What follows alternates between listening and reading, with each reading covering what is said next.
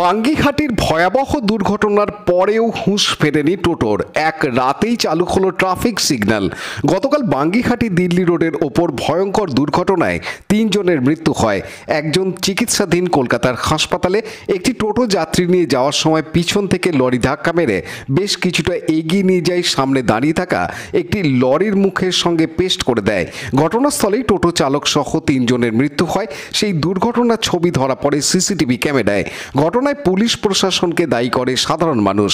বিক্ষোভ অবরোধে সামিল হয়। গতকালই ডিসি শ্রীরামপুর অর্ণব বিশ্বাস জানিয়েছিলেন ব্যবস্থা নেওয়া হবে। আজ দেখা গেল বসানো হয়েছে ট্রাফিক সিগন্যাল। সেখানে কর্তব্যরত আছেন 2 জন সিভিক ভলেন্টিয়ার। যান নিয়ন্ত্রণে কাজ করছেন তারা। কিন্তু তারপরেও উঠছে প্রশ্ন, যেখানে রাজ্য সড়কের ওপর টোটো চলায় নিষেধাজ্ঞা জারি করা হয়েছিল, কিন্তু সেই নিষেধাজ্ঞাকে বুড়ো আঙুল দেখিয়ে দেদার চলছে টোটো। যদিও টোটো চালকরা জানান এ বিষয়ে অবগত নন তারা। দিল্লি রোডে উঠলেও সেভাবে পুলিশ আটকায় না, তাই তারা সে বিষয়ে জানেন না। তবুও তারা দিল্লি রোডে ওঠার চেষ্টা যতটা কম করা যায় ততটাই করেন। হ্যাঁ, জানেন না? আপনি জানেন না দিল্লি রোডে টোটো ওঠা বারণ? আমার ভিডিও আসি না স্যার। আচ্ছা, ভিডিওটা আমি আসি না, জানিও না, আজই প্রথম এসেছি। গতকাল এখানে একটা বড় দুর্ঘটনা, 3 জন মারা গেল। আমি ওই রোডে আসিও না, আমি দুটো এসেছি। আর আমরা ওই রোডে চাই। পুলিশ আটকায় না উঠতে গেলে? আমি স্যার এই রোডে আসি না, যা বলবো কি করে?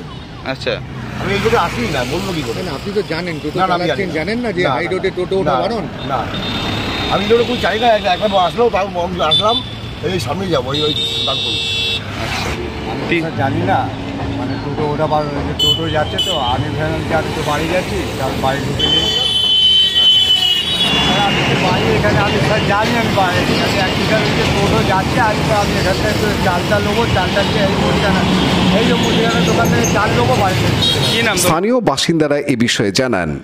সেরকম দুর্ঘটনা ঘটেনি এখানে। অনেকদিন ধরেই বলা হচ্ছে যে ট্রাফিক সিগন্যালের দরকার ছিল, কিন্তু দুর্ঘটনা না ঘটলে কী করে একটা জিনিসটা হবে বল? কালকে যে ঘটনাটা ঘটেছে খুব মারাত্মক ঘটনা, মানে 4টে স্পট ডেট হয়ে গেছে।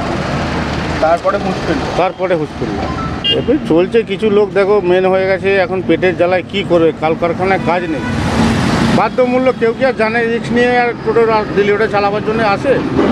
পরিবারের জ্বালায়, পেটের জ্বালায় তারা কী করবে, বাধ্যমূল্য উঠতে হচ্ছে, করার কিছু নেই। টোটো সব চালাচ্ছে, ওরা বাজি কাজ করছে, উচিত না। পুলিশ তো মানে উঠতে না দেওয়াই উচিত। পুলিশের পুলিশকে বারণ করা উচিত। পুলিশ কিছু বলছে না। জলজান্ত 3 জন মারা গেল, তারপরেও আজকে সকাল থেকে একই ঘটনা, টোটো চলছে। হ্যাঁ, টোটোবেলা তো চলার দরকার নাই, এর বাজে কাজ করছে। সুভাষ মাইতির সাথে অনুপ প্রামাণিকের রিপোর্ট, হুগলি নিউজ। ভর্তি চলছে camellia institute of technology and ম্যানেজমেন্টে। যুবক যুবতীদের স্বপ্ন সফল করতে ভর্তি শুরু হয়েছে ডিপ্লোমা ও বিটেক কোর্সে।